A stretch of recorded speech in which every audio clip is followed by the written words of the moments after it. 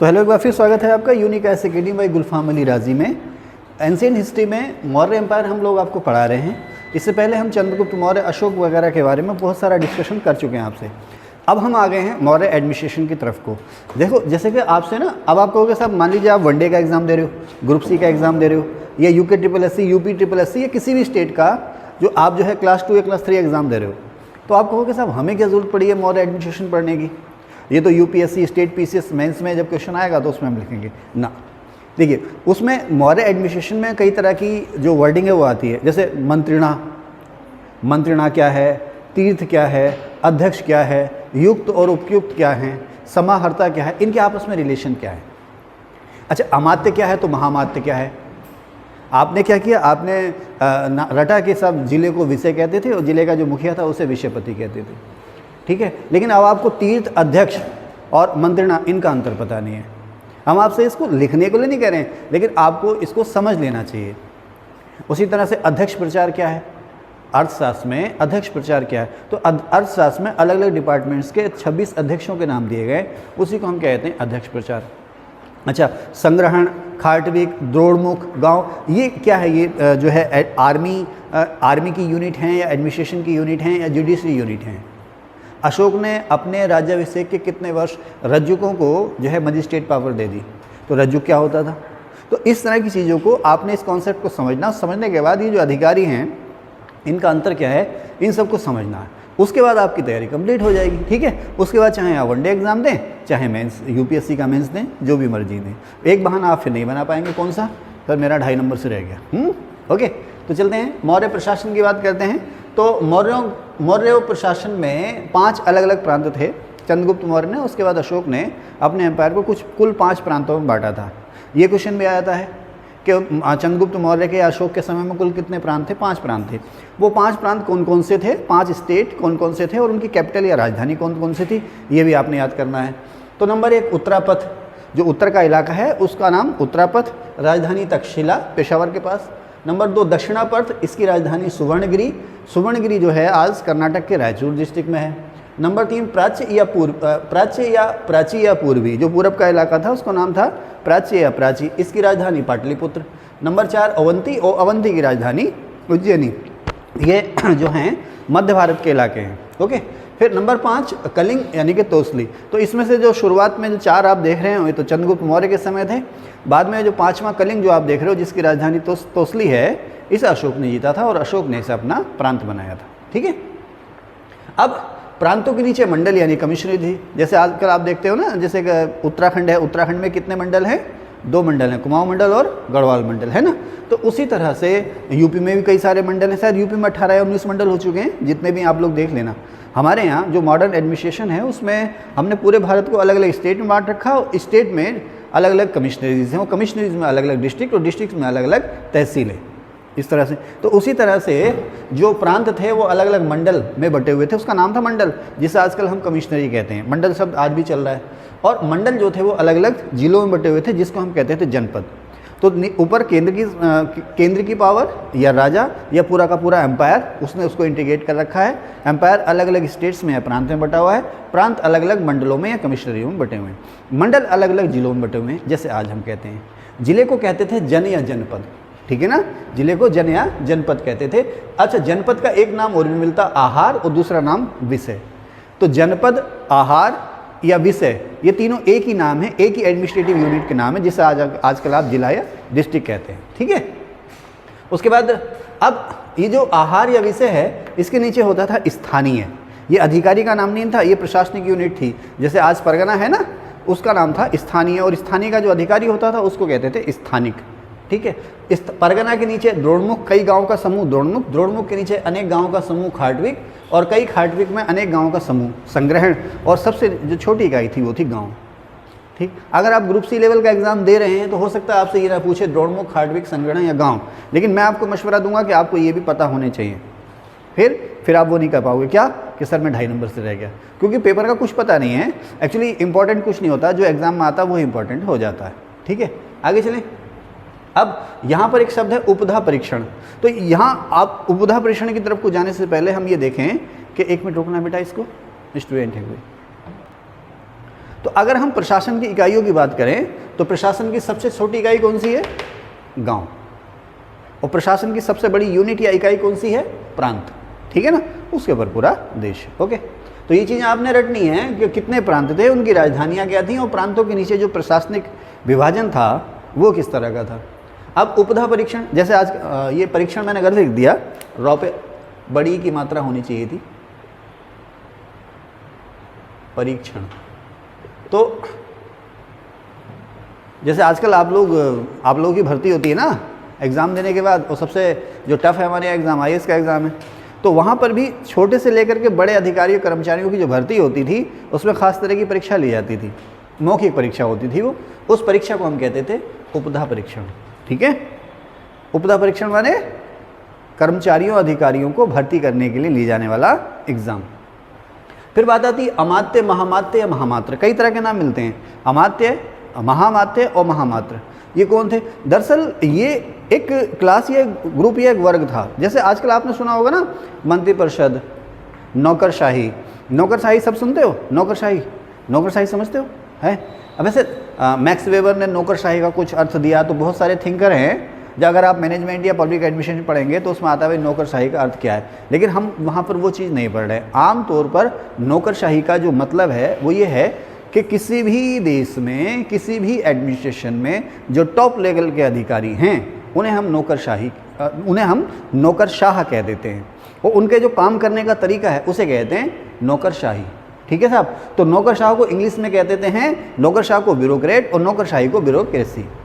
आम तौर पर जैसे आप लोग सुनते हैं ना मनसबदार, बड़े बड़े इक्तादार, मुगलों में बड़े बड़े मनसबदार, तुर्कों में बड़े बड़े इक्तादार, है। उसी तरह से हमारे जो हिंदू राजपूत राजा थे उनके समय में बड़े बड़े सामंत, समझ रहे ना। तो उसी तरह से मौर्यों के समय में आप इक्तादार कह लें, मनसबदार कह लें, या राजपूतों के सामंत कह लें, जो बड़े और उच्च पदों पर बैठे हुए अधिकारी थे उनके समूह का, उनके ग्रुप का नाम था अमात्य, महामात्य या महामात्र। अलग अलग नाम मिलते हैं इनके। ठीक है ना। अब अमात्य, महामात्य या महामात्र वर्ग में किन को लिया जाता था? ये लोग ऐसे होते थे बहुत लायक हैं। सबसे पहली बात तो ये है कि राजा के भरोसेमंद होने चाहिए और राजा के वफादार होने चाहिए। ठीक है ना भाई। आजकल प्रधानमंत्री किसे मंत्री बनाएंगे? सबसे पहले तो उनके भरोसेमंद वफादार हो ना। पता चला PM साहब की पॉलिसी कुछ और है देश को आगे बढ़ाने के लिए, तो मिनिस्टर साहब अपनी कोई अलग ही पॉलिसी बनाए जा रहे हैं, तो ऐसा नहीं होता है ना। तो सबसे पहले किनको लेगा? उसके भरोसेमंद हों, उसके नज़दीकी हों, है ना, वफादार हों। अब यही होना काफ़ी नहीं है, वो लायक भी हों, इस पद पर चुने जाने के या बनने के लायक भी हों। तो राजा के निकट संबंधी हों, सीनियर लोग हों और योग्य लोग हों, राजा के वफादार हों, इन सब का जो समूह था उसे हम कहते थे अमात्य, महामात्य या महामात्र। अच्छा, इन्हीं में से, इन्हीं अमात्य, महामात्य या जो भी आप कह लो महामात्र, इन्हीं में से प्रशासन में, सेना में या जुडिशरी में जो ऊंचे ऊंचे पदों पर नियुक्तियां होती थी वो इन्हीं में से होती थी। उच्च प्रशासनिक पदों में से इन्हीं लोगों में से नियुक्तियां होती थी। ठीक है साहब। अब जैसे मान लीजिए कोई IAS है, उसे सैलरी मिल रही है, लेकिन उसको बाध्य प्रतीक्षा सूची में रख दिया गया, यानी कि उसको अभी कोई दायित्व नहीं दिया गया। उनसे कहा तुम अभी रेस्ट करो, यहाँ पर अटैच हो जाओ। तो ज़रूरी नहीं है कि जो भी अमात्य या महामात्य है उसको कोई ना कोई पोस्ट मिलती ही होगी, हो सकता ना भी मिलती हो, लेकिन ये ऐसे लोगों का समूह था जो राजा के बहुत निकट होते थे। इन्हीं में से राजा रेवड़ियाँ बांटता था ऊंचे ऊंचे पदों पर। ओके, तो अब इन्हीं में से मंत्री या मंत्रिणा नियुक्त हो रही है। एक तरह से ये मंत्री या मंत्रिणा जो शब्द आया है ये बताता है कुछ ऐसे खास लोग जो राजा के बहुत ही निकट, बहुत ही भरोसेमंद होते थे, जिनसे राजा अपने निजी क्या या अपने जो उसकी जो प्राइवेट दिक्कतें हैं उनका भी डिस्कशन कर लेता होगा। इसके अलावा राजकाज को चलाने के लिए जो ऐसी दिक्कतें हैं, ऐसी नीतियां, ऐसी पॉलिसीज हैं जो वो आम आदमी से या आम मंत्री से शेयर नहीं कर सकता, इनसे करता था। इसके लिए हिंदी में एक शब्द आया अंतरंग कैबिनेट। अंतरंग कैबिनेट, तो ये 4 या 5 या 3-4 लोगों का ऐसा समूह था जो मंत्री थे, महामात्य तो थे ही थे, लेकिन ये राजा के बहुत ही भरोसेमंद ऐसे लोग होते थे जिनसे राजा बहुत ही गूढ़ समस्याओं पर डिस्कशन किया करता था। मान लो कल को राजा किसी एम्पायर पे हमला करने जा रहा है ना, तो वो सबको तो नहीं बता रहा ना, तो इन्हीं से मशवरा ले रहा है। इसे आप राजा की अंतरंग कैबिनेट कह सकते हो। आप इसको ऐसे कह सकते हो जैसे हमारे मंत्रिपरिषद है, मंत्रिपरिषद बहुत सारे मंत्रियों का समूह है। अब उसी में से एक छोटी संस्था हमने चुनी, कौन सी? कैबिनेट। कैबिनेट क्या होता है? कैबिनेट स्तर के मंत्री समझते हो ना। मंत्रिपरिषद में से ही कुछ मंत्रियों को कैबिनेट का दर्जा दिया जाता है। अब आमतौर पर किन्हें दिया जाता है? जिन्हें काम करने का तजुर्बा हो, पार्टी में उनकी पूछ हो, है ना, योग्य हो, वफादार हों, ऐसे लोगों को कैबिनेट लेवल के मंत्री का दर्जा दिया जाता है। ये आम मंत्रियों से इनका दर्जा ऊपर होता है। अब मान लीजिए 20-22 कैबिनेट स्तर के मंत्री हैं, जैसे मैं आज का ही एग्जांपल दूं आपको, बाकी मेरा राजनीतिक मसलों से कोई लेना देना नहीं है। तो जैसे अभी आप केंद्र सरकार में देखो तो पीएम साहब हैं, तो पीएम साहब हमारे होम मिनिस्टर, हमारे जो फाइनेंस मिनिस्टर है, डिफेंस मिनिस्टर और फॉरेन मिनिस्टर हैं, इनसे ज़्यादा नज़दीकी आमतौर पर रखते हैं। क्यों? क्योंकि ये बहुत ही महत्वपूर्ण पद हैं और देश में, देश की जो नीतियाँ हैं और देश से बाहर की जो अंतर्राष्ट्रीय जो नीतियाँ हैं, उनमें जो कुछ खास फैसले लेने होते हैं वो इनसे आपस में डिस्कशन किया कर सकते हैं। तो इसको, ये जो 4-5 लोग मैंने आपको बताए, मंत्रियों के नाम लिए, इनको आप पीएम की अंतरंग कैबिनेट कह सकते हो, समझ रहे ना। तो उसी तरह से कुछ एक खास मंत्रियों का समूह जो राजा के लगातार संपर्क में रहता था, उसे हम कहते थे मंत्री या मंत्रिणा। ओके, नेक्स्ट फिर आता है तीर्थ। तो अर्थशास्त्र में 18 तीर्थों का जिक्र आया। अर्थशास्त्र में कुल 18 तीर्थों का जिक्र आया। अब तीर्थ कौन थे? तीर्थ भी एक पद नाम है, किसी एक व्यक्ति का नाम नहीं है, ये पद नाम है। मैंने क्या लिखा? ये भी मंत्रिपरिषद के समान थे। जैसे आज की मंत्रिपरिषद है ना, मंत्रिपरिषद की एक छोटी संस्था मैंने आपको कैबिनेट बताई और कैबिनेट की छोटी संस्था मैंने आपको मंत्री या मंत्रिणा बताई। तो आज की जो मंत्रिपरिषद है उसको उस समय तीर्थ कहा जाता था। आज की मंत्रिपरिषद से इसको तुलना कर सकते हो। तो उस समय चंद्रगुप्त मौर्य के समय में कुल कितने मंत्री थे? 18 मंत्री थे, क्योंकि चाणक्य ने अर्थशास्त्र में कुल 18 तीर्थों का जिक्र किया है। समझ गए? अच्छा, अब सबसे ऊपर मंत्री, फिर तीर्थ, और तीर्थों के बाद होते थे, अच्छा हाँ, अभी ये तीर्थ हैं जो 18 तीर्थ आप देख रहे हो, जिसको मैंने मंत्रिपरिषद नाम दिया है, इस परिषद का भी एक मुखिया होता था जिसे पुरोहित या प्रधानमंत्री कहते थे। राजपुरोहित, एंशिएंट एज में राजपुरोहित, और अगर आप मुस्लिम किंग्स की बात करें तो जो बड़े बड़े उलेमा होते थे, काजी वगैरह, इनका राजकाज में बहुत दखल रहता था और सम्राट या सुल्तान इन पर भरोसा भी करते थे। तो अब जैसे चाणक्य है तो ये चंद्रगुप्त मौर्य का प्रधानमंत्री भी रहा और बिंदुसार का प्रधानमंत्री भी रहा। चाणक्य ने ही चंद्रगुप्त मौर्य को बनाने में हेल्प की थी, तो चाणक्य का जाहिर सी बात है बहुत असर रहा होगा प्रशासन में। तो जितनी भी मंत्रिपरिषद थी उसके जो अध्यक्ष थे वो थे चाणक्य। अच्छा, चाणक्य इस चंद्रगुप्त मौर्य के पुरोहित भी थे, तो साथ ही साथ बिंदुसार के भी पुरोहित। पुरोहित मतलब समझ रहे हो ना, राजपुरोहित, सम्राट के सबसे निकट और सम्राट के धार्मिक मामलों का एक तरह से मुखिया, राजकाज के धार्मिक मामलों का मुखिया। तो उस समय होता क्या था कि जो पुरोहित होता था उसी को प्रधानमंत्री बना दिया जाता था। तो ये पुरोहित या प्रधानमंत्री जो होता था, लगभग सभी मामलों में राजा का चीफ एडवाइज़र भी हुआ करता था। तो साहब ठीक है, तो अब जो तीर्थ है जिसे आप मंत्रिपरिषद कह रहे हो, इसका जो मुखिया है वो प्रधानमंत्री या पुरोहित है, या तीर्थों का अध्यक्ष कौन है? प्रधानमंत्री या पुरोहित है। ठीक, चाणक्य जो था चंद्रगुप्त मौर्य और बिंदुसार दोनों का ही प्रधानमंत्री रहा था। उसके बाद बात आती है अध्यक्ष, जो मैंने अभी आपको यहाँ लिखा ना, अध्यक्ष। जैसे अभी आप देखें हमारे यहाँ मंत्री तो ही हैं, कपड़ा मंत्री, और कौन कौन से मंत्री? जहाज रानी मंत्री, और हैं इस्पात मंत्री, खनन मंत्री, और वन मंत्री, पर्यावरण मंत्री, तमाम। अब देखो, वन और पर्यावरण मंत्रालय है, इसी वन और पर्यावरण मंत्रालय में है एक वन विकास निगम। ठीक है, वन विकास निगम। ओके, उसी तरह से आप देखें केंद्रीय प्रौद्योगिकी मंत्री हैं, टेक्नोलॉजी मिनिस्टर हैं। अब यही जो प्रौद्योगिकी मंत्री हैं, इन्हीं के साथ साथ तमाम तरह के IITs जुड़े हुए हैं, है ना, केंद्रीय तकनीकी विभाग या केंद्रीय प्रौद्योगिकी विभाग। अब पेट्रोलियम और केमिकल मिनिस्टर हैं मान लीजिए, अब उन्हीं के नीचे जुड़ा हुआ है ONGC विभाग। अब डिफेंस मिनिस्ट्री है मान लीजिए, तो उन्हीं के नीचे जुड़ा हुआ है DRDO। तो कोई DRDO के डायरेक्टर हैं, है ना, तो कोई ONGC के MD हैं, तो कोई OIL यानी कि ऑयल इंडिया लिमिटेड के MD या चेयरमैन हैं, कोई स्टेट बैंक ऑफ इंडिया के चेयरमैन हैं, तो कोई रिजर्व बैंक के गवर्नर हैं। ये लोग मंत्री तो नहीं हैं, लेकिन प्रशासन में बहुत ही ऊंचे पदों पर बैठे हुए हैं। कैग हैं, RBI के गवर्नर हैं, सेबी के, IRDA के MD या डायरेक्टर हैं। समझ रहे ना, मंत्री तो नहीं है ये, लेकिन किसी ना किसी मंत्रालय से ये जुड़े हुए हैं, और मंत्रालय का जो मंत्री है उससे सीधे डायरेक्शन लेते हैं, उससे सीधे आदेश और निर्देश लेते हैं, या मंत्री का इन पर पूरा का पूरा नियंत्रण रहता है। आप RBI कह लो या SBI कह लो या ONGC, DRDO कह लो, इसरो कह लो, ये भारत में किसी न किसी मंत्रालय के विभाग हैं, चाहे वो विभाग स्वायत्त ऑटोनोमस हों या फिर अधीनस्थ हों, सबऑर्डिनेट हों, लेकिन किसी न किसी मंत्रालय के डिपार्टमेंट हैं। हो सकता है कुछ स्वतंत्र कंपनियां भी हैं, कुछ स्वतंत्र कॉरपोरेशंस भी हैं, निगम भी हैं, लेकिन अल्टीमेटली इनका कोई चेयरमैन, कोई MD, कोई डायरेक्टर इस तरह से होता है, नहीं होता है, जो इनके कामों को देखता है। तो उसी तरह के अधिकारी होते थे अध्यक्ष, जो कि मंत्रालयों के नीचे रह करके उन्हें जो सौंपे गए अलग अलग डिपार्टमेंट थे उनमें काम किया करते थे। बस 18 तीर थे और 26 जो थे वो अध्यक्ष थे। मैंने लिखा भी है, जैसे आज एमडी हैं, चेयरमैन या डायरेक्टर हैं। डीआरडीओ का एग्जाम्पल मैंने आपको दे दिया, ओएनजीसी और वन विकास निगम का एग्जाम्पल मैंने आपको दे दिया। तो आप देखें यहाँ पर मैंने लिखा भी होगा, देखो केंद्र सरकार, उसके नीचे प्रांत, प्रांतों में मंडल, मंडल में बहुत सारे विषय जिसे आप जनपद भी कहते हैं, जनपदों में बहुत सारे स्थानीय, उसके बाद दौड़मुख, खाटविक, संग्रहण और गाँव। ठीक है, समझ गए आप, है ना। अब सबसे ऊपर राजा, राजा के नीचे पुरोहित या प्रधानमंत्री, फिर मंत्री या मंत्रिणा, फिर तीर्थ, फिर अध्यक्ष। इस तरह से प्रशासन में आप हायरार्की देख सकते हो। अब आगे चलें तो जो मैं बार बार आपको कह रहा हूँ अध्यक्ष यानी कि अलग अलग डिपार्टमेंट्स के चीफ, तो उन 26 अध्यक्षों में से जो कुछ खास हैं, अक्सर एग्जाम में पूछे जाते हैं, उनके मैंने यहाँ नाम लिख रखे हैं। जैसे आप देखेंगे, ध्यान से, रिकॉर्डिंग हो रही है ना, ध्यान से आप देखेंगे तो पर्णयाध्यक्ष, जो व्यापारिक विभाग का मुखिया है वो पर्णयाध्यक्ष है ना। छापा खाना है प्रिंटिंग प्रेस, प्रिंटिंग प्रेस टकसाल कह सकते हो आप इसको, टकसाल क्या बोलोगे, टकसाल, जहाँ पर सिक्के कॉइन्स वगैरह ढाले जाते थे। मैंने लिखा ना मुद्रा सिक्का या टकसाल, है ना, जहाँ पर मुद्रा करेंसी और सिक्के ढाले जाते थे उसे टकसाल, आज भी टकसाल ही कहते हैं। उस समय इस डिपार्टमेंट का जो मुखिया था उसे हम कहते थे लक्षणाध्यक्ष। नेक्स्ट, तो उसमें ध्यान दो, उसको बाद में लिखना। फिर पासपोर्ट, है ना, विदेशों में जाने के लिए उस समय ही पासपोर्ट बनते होंगे, तो जो पासपोर्ट विभाग का जो मुखिया था उस तब उसमें देखो उसे कहते थे मुद्राध्यक्ष।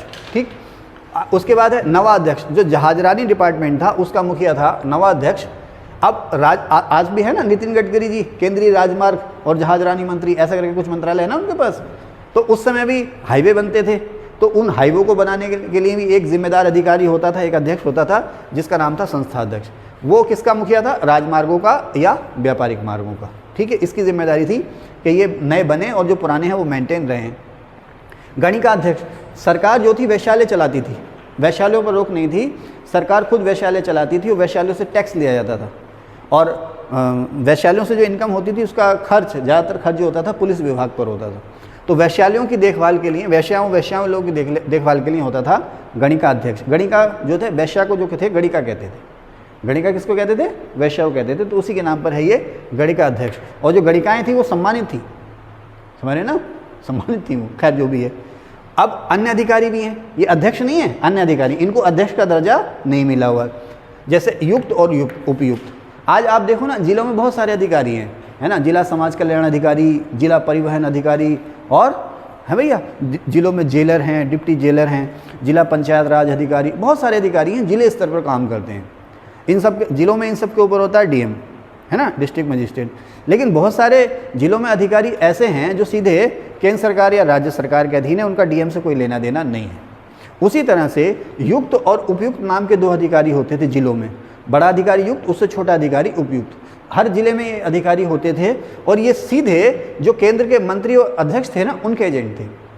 केंद्र के और मंत्री या केंद्र के अध्यक्ष जो थे वो जिलों में जो युक्त और उपयुक्त नाम के अधिकारी होते थे उनसे जो है कॉरेस्पॉन्डेंस करते रहते थे, पत्राचार, जो भी तरीका हो वहाँ पर पत्राचार का, यानी कि ज़िले में जो हमारी पॉलिसी चल रही हैं वो किस तरह से चल रही है, या हमने तो पॉलिसीज़ बनानी है लेकिन अब ज़िले में यानी कि फील्ड में जाकर के किसने देखना, आप लोगों ने देखना। भाई पीएम साहब ने तो मान लीजिए नीति आयोग है उसने, या वित्त मंत्रालय ने बजट जारी कर दिया, अब उस बजट से कैसे काम हो रहा, किस तरह से हो रहा, इसको कौन देखेगा, तो जो फील्ड में जो अधिकारी वही तो देखेंगे। तो ये युक्त और उपयुक्त जो थे एक तरह से फील्ड के अधिकारी थे और सीधे किसको रिपोर्ट करते थे, गवर्नर को नहीं, केंद्र में मंत्री जो अध्यक्ष थे उनको रिपोर्ट किया करते थे। ठीक है, प्रदेष्टा, मंडल या कमिश्नरी जो थी उसका हेड था ये प्रदेष्टा। ठीक है ना, प्रदेश का गवर्नर मत समझ लेना, मंडल या कमिश्नरी का हेड था ये प्रदेष्टा। और इसको एक ड्यूटी और दी गई थी कि मंडल में, हर मंडल में फौजदारी मामलों का ये चीफ मजिस्ट्रेट था, जिसे आप कहते हैं ना मुख्य जज, मुख्य न्यायाधीश। तो मंडल में जो फौजदारी मामले हैं उसका मुख्य न्यायाधीश था ये कौन, प्रदेश का। ठीक, फिर समाहर्ता, जो आज का डीएम है ना, डिस्ट्रिक्ट मजिस्ट्रेट, ब्रिटिशर्स के समय में ये कलेक्टर कहलाता था और इसका काम था लगान वसूल करना, लगान इकट्ठा करना। इसका जो खास काम था वो तो लगान वसूल करना, इसीलिए इसका नाम पड़ गया था कलेक्टर। एक ज़िले में एक होता था इसलिए इसका नाम पड़ गया था डिस्ट्रिक्ट कलेक्टर। बाद में इसके और भी बहुत सारे नाम हो गए, डिस्ट्रिक्ट मजिस्ट्रेट हो गए, जिला अधिकारी हो गए, है ना। खैर, तो ये तभी से चला आ रहा। समाहर्ता डीएम का जो पद है, डिस्ट्रिक्ट कलेक्टर का जो पद है, सबसे पहले मौर्यों के समय में अस्तित्व में आया। ठीक है, उस समय इसका नाम होता था समाहर्ता, ये जिला समाहर्ता। मैंने लिख दिया डीएम या कलेक्टर, ये जिले का मुखिया होता था। जिले के जो रेवेन्यू मामले थे वो इसने देखने होते थे। नायक, जैसे मुगलों के समय में और तुर्कों के समय में मैंने आपको बताया ना शहरों में कोतवाल होते थे, तो उसी तरह से मौर्यों के समय में शहरों में जो शहरी सेना होती थी उसका सेनापति, शहरी सेना का मतलब शहर की सुरक्षा के लिए जो भी फौज या पुलिस है उसका जो मुखिया है वो नायक है। एक केंद्रीय नायक भी होता था, ये केंद्रीय सेना का सेनापति होता था। सेना के 2 मंत्री होते थे, एक मंत्री जैसे हम लेंगे ना मीर बख्शी, मुगल काल में मीर बख्शी और सल्तनत काल में आरिज़ ममालिक, तो ये लड़ाई के मैदान में नहीं जाते थे।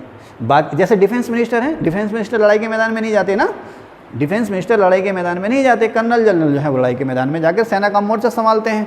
तो उसी तरह से जो केंद्रीय नायक होता था ये डिफेंस मिनिस्टर नहीं था, ये युद्ध के मैदान में जा कर के सेना का नेतृत्व किया करता था। ठीक है, केंद्रीय नायक। फिर आता है कार्मांतिक, उद्योगों और कारखानों का मुखिया था। उद्योग और कारखाने, इंडस्ट्री जो भी थी उसकी देखभाल करनी थी किसने? कार्मांतिक ने। दंडपाल, पुलिस विभाग का मुखिया। व्यावहारिक, अब देखो गुप्तों का पौर, आज का chairman, EO, city magistrate, city जज, मैंने ऐसे करके लिख रखा है। आज आप देखो ना, जैसे हमारे यहाँ त्रिस्तरीय पंचायती राज व्यवस्था, तो शहरों में आप देखें नगर पंचायत का अध्यक्ष, नगर पालिका का अध्यक्ष और नगर निगम का मेयर, मेयर कह देते हैं ना उसको। नगर निगम का जो अध्यक्ष था उसको मेयर कह देते हैं, और नगर पंचायत और नगर पालिकाओं में इनके जो प्रशासनिक सहायक होते हैं उन्हें हम कहते हैं अधिशासी अधिकारी, है ना, अधिशासी अधिकारी। और शायद निगमों में जो प्रशासनिक हेड होते हैं उनको शायद हम पता नहीं क्या नाम कहते हैं, मुख्य नगर अधिकारी या मुख्य कार्य अधिकारी जो भी कहते होंगे। ठीक है, तो ईओ किस में होते हैं? नगर पालिका और नगर पंचायत में, जिसे हम कहते हैं अधिशासी अधिकारी। ये नाम आप देख लें, बहुत सारे हमारे सिटी हैं वहाँ पर सिटी मजिस्ट्रेट नाम की पोस्ट भी होती है। अब उसी तरह से एक सिटी को चलाने के लिए अधिकारी होता था जिसका नाम था व्यावहारिक। ये आमतौर पर प्रशासनिक अधिकारी था, जिसे आज आप मेयर कहते हो, नगर निगम के चेयरमैन को या नगर पालिका अध्यक्ष कहते हो। गुप्तों के समय में उसे कहते थे पौर, मौर्यों के समय में इसको कहते थे व्यावहारिक। या आप ये समझ लीजिए कि जो नगर पालिका या नगर निगम है उसका मुखिया गुप्तों के समय में होता था पौर और मौर्यों के समय में होता था व्यावहारिक। ओके, समझ गए आप? ये सिटी के जज के रूप में भी काम करता था, सिटी मजिस्ट्रेट भी था, ये सिटी जज भी था, सिटी मजिस्ट्रेट भी था, सिटी में ईओ टाइप भी था, नगर पालिका के चेयरमैन टाइप भी ये था। ओके, फिर आता है नागरक या पौर, नगर का प्रशासनिक अधिकारी।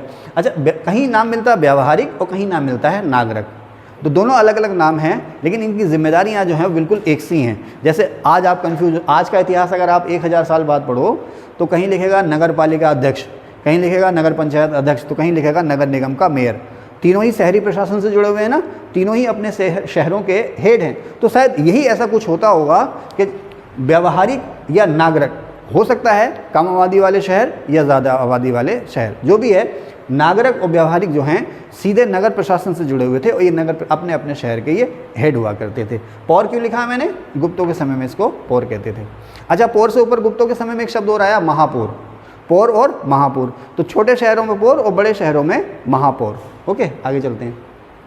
दुर्गपाल, जो किले की सेना होती थी उसका सेनापति कहलाता था दुर्गपाल। आइए, वालेकुम सलाम। दुर्गपाल, अलग अलग किले हैं ना, उन किलों की सेना भी होगी, उन किलों का जो सेनापति था उसे हम कहते थे दुर्गपाल। यहीं पर आता अंतपाल, जो सीमा के पास के किले थे उन किलों का जो सेनापति होता था उसे कहते थे अंतपाल।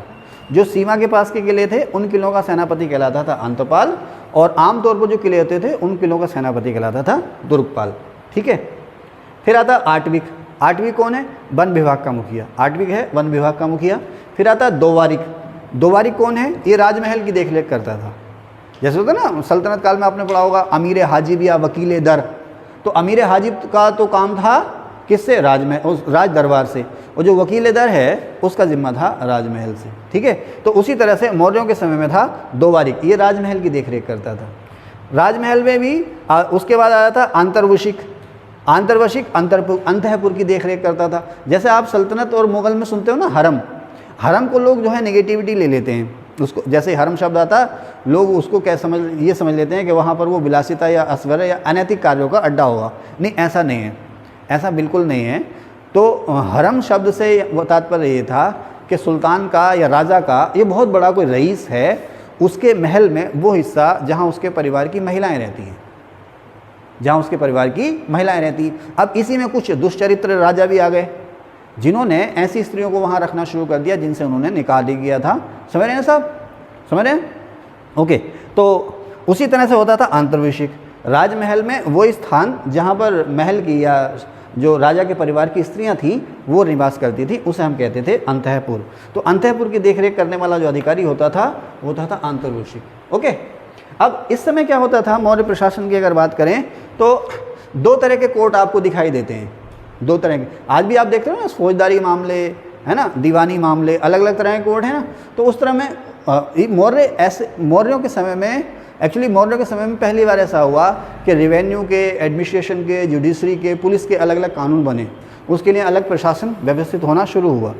प्रशासन की जो व्यवस्थित शुरुआत हुई है भारत में मौर्यों के समय में हुई है। और आप देख रहे हैं ना, यहाँ पर बहुत सारे ऐसे अधिकारी और मंत्रियों के नाम मिलते हैं जो आज भी जस के तस बने हुए हैं। ठीक है, तो सबसे पहले जो judiciary system, administrative system, army system, जो शहरी प्रशासन है, उसकी जो व्यवस्था है सबसे पहले भारत में मौर्यों के समय में हुई है। खैर, उसकी बात अभी करेंगे बाद में। तो इनके समय में दो तरह के कोर्ट बने, एक थे धर्मस्थली कोर्ट और दूसरे कंटक शोधन कोर्ट।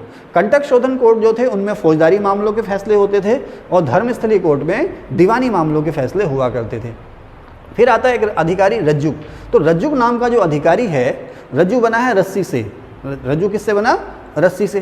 तो ऐसे अधिकारी जिनका जिम्मा होता था ज़मीन को नापना और नाप करके ज़मीन का लगान तय करना।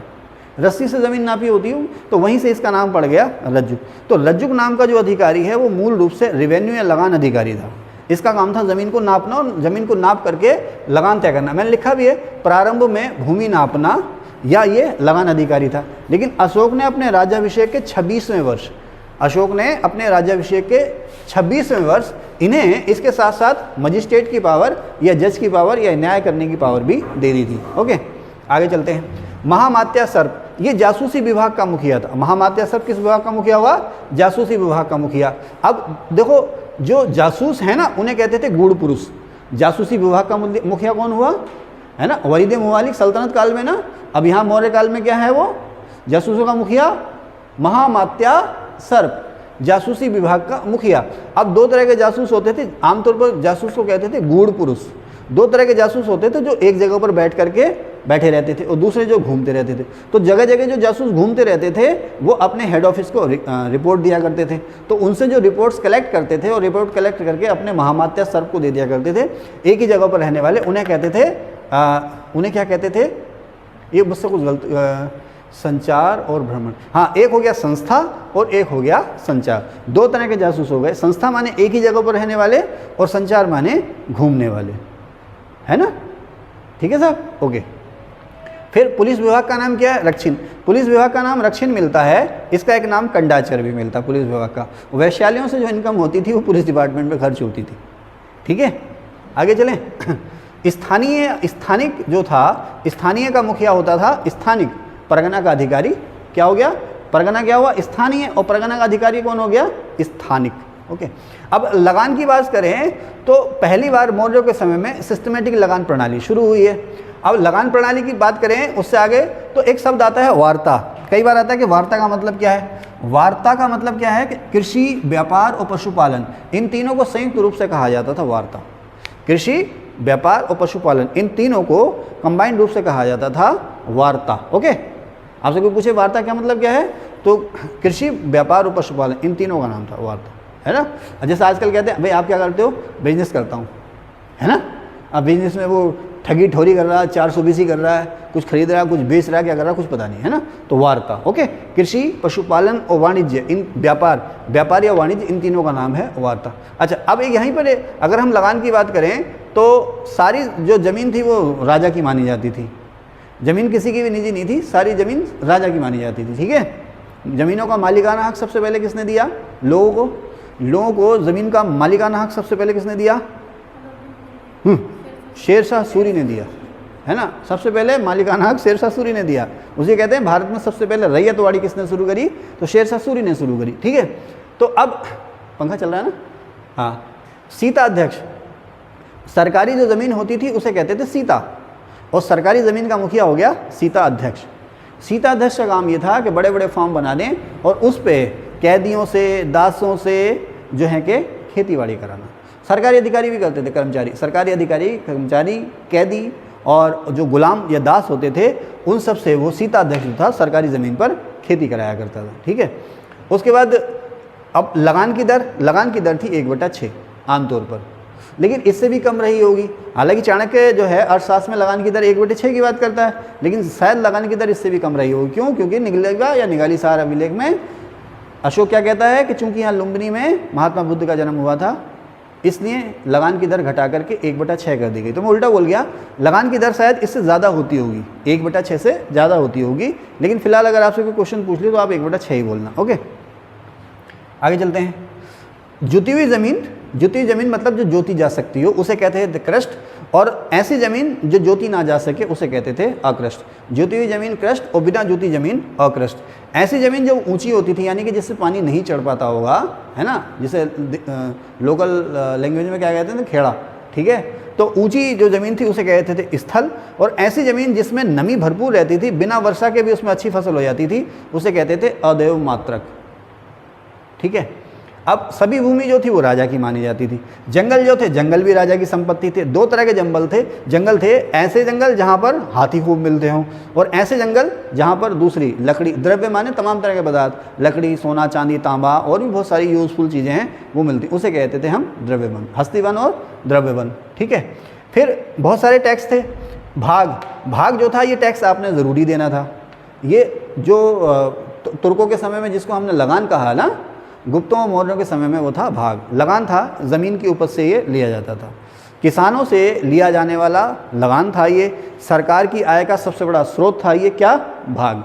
ठीक है, तो ये अनाज के रूप में दे दो या आप नकद के रूप में दे दो, आपकी मर्जी। फिर आता भोग, ये एक तरह का ऐच्छिक कर था। जैसे कोई सब्जी उगाने वाला है तो कुछ सब्जी राजमहल में चढ़ा कर आएगा भाई, तो है ना।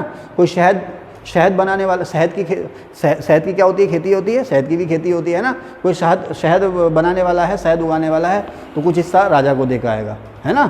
कोई पशुपालक है, घी बना रहा, दवा के दूध जो है कि बना रहा, तो घी और दूध जो है उसमें से कुछ हिस्सा राजा को देकर आएगा, इसे कहते थे भोग। ठीक है, ये लेकिन ये ऐच्छिक कर था। फिर आता बलि, इसका दूसरा नाम प्रणय मिलता है, एक टैक्स है ये, बलि या प्रणय। ये नगद ही लिया जाता था, आमतौर पर ये इमरजेंसी में लिया जाता था। मान लो लड़ाई हो गई, युद्ध हो गया, तो अब ज़्यादा से ज़्यादा फौज चाहिए, फौज को देने के लिए सैलरी चाहिए, पैसा कहाँ से आए, तो भाई सभी लोग अब पैसा ही दे दो, तो ये ज़बरदस्ती वसूला जाता था। बलि या प्रणय ये इमरजेंसी टैक्स था, ये इमरजेंसी के समय में लिया जाता था, नगद वसूला जाता था और ये आपको देना ज़रूरी था।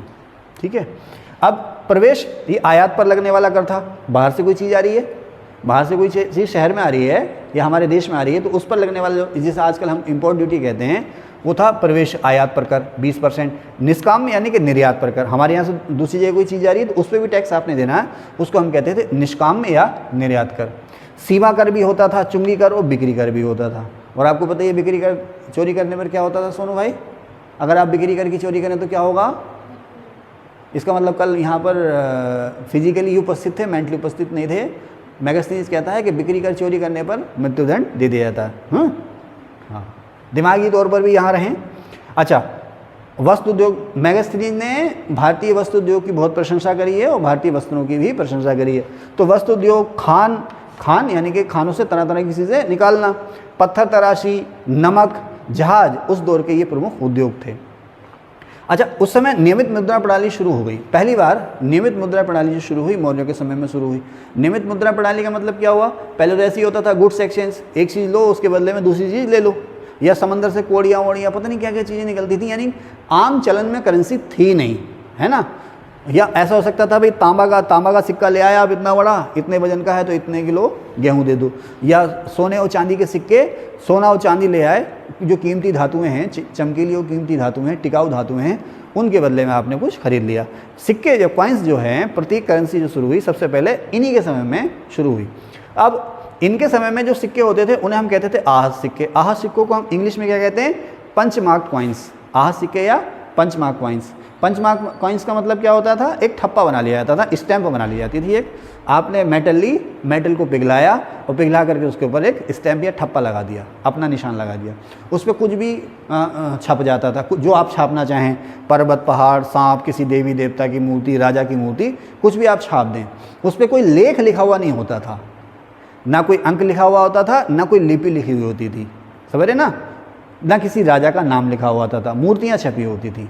उनको हम कहते थे आहत सिक्के। कौन से सिक्के? आहत सिक्के, है ना। तो पंचमार्क कॉइन्स, तो इनके समय में चले आहत सिक्के या पंचमार्क कॉइन्स चले। लेख युक्त सिक्के भारत में सबसे पहली बार किसने जारी किए? इंडो यवन या इंडो ग्रीक या भारतीय यूनानियों ने जारी की, ठीक है।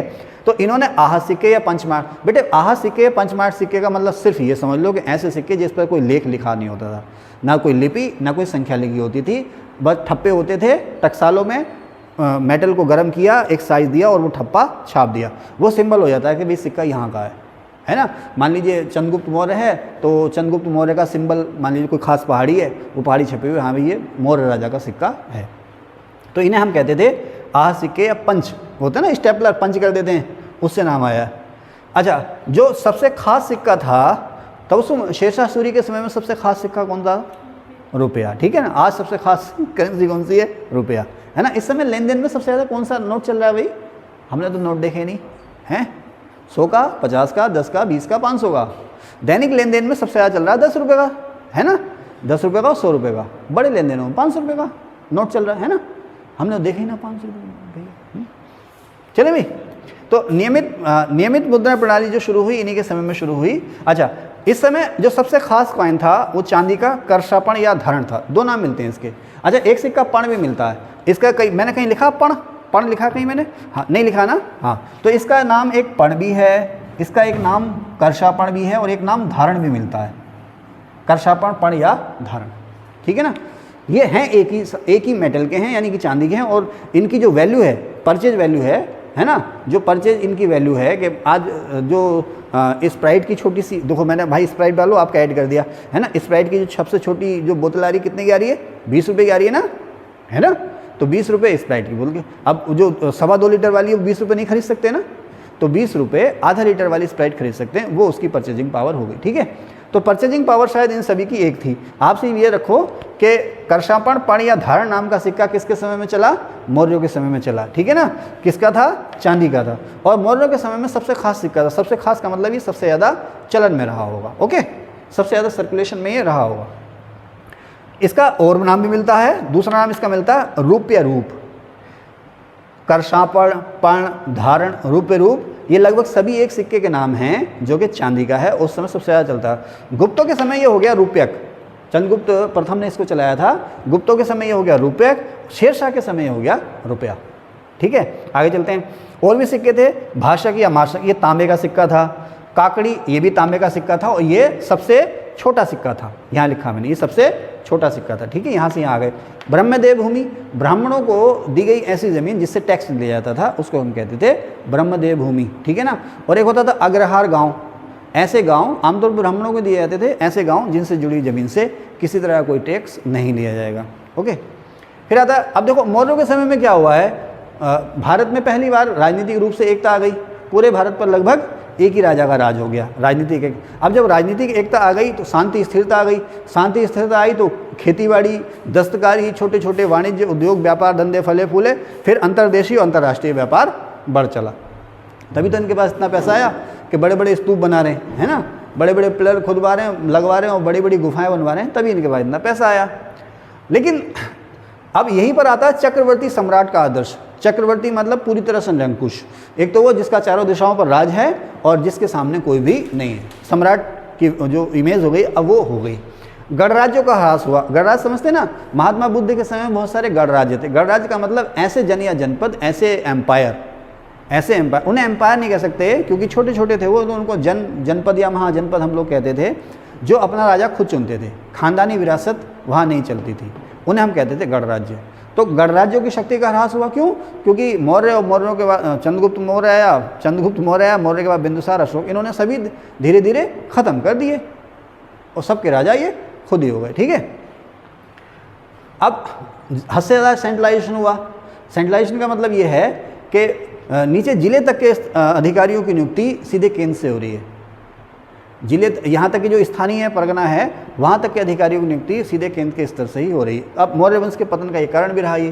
खैर, अब राजतंत्र जो था इस समय टॉप पर था, यानी कि राजा ही जो था वो सब कुछ था, वही सबसे बड़ा जज था, वही सबसे बड़ा विधायक था और वही सबसे बड़ा दंडाधिकारी था, सब कुछ वही था राजतंत्र। कौटिल्य, अच्छा इसी से भी एक दो लाइन है, ये कौटिल्य कहता है कि राजा का आदेश धर्म नैतिकता आदि सभी से ऊपर है। वो यही बता रहा है कि सबसे ऊपर कौन है?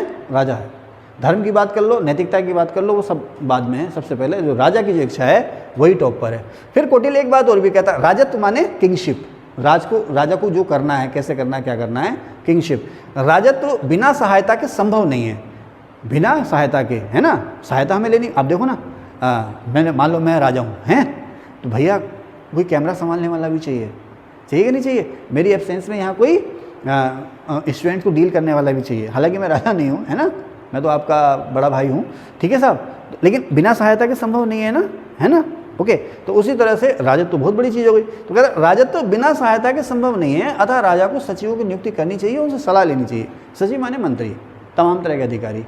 देखो सचिव जो शब्द है वो यहाँ पर आ गया, ओके। मैगस्थनीज कहता है कि कोई भी व्यक्ति अपनी जाति से बाहर विवाह नहीं कर सकता था, जाति के बंधन बहुत तगड़े थे।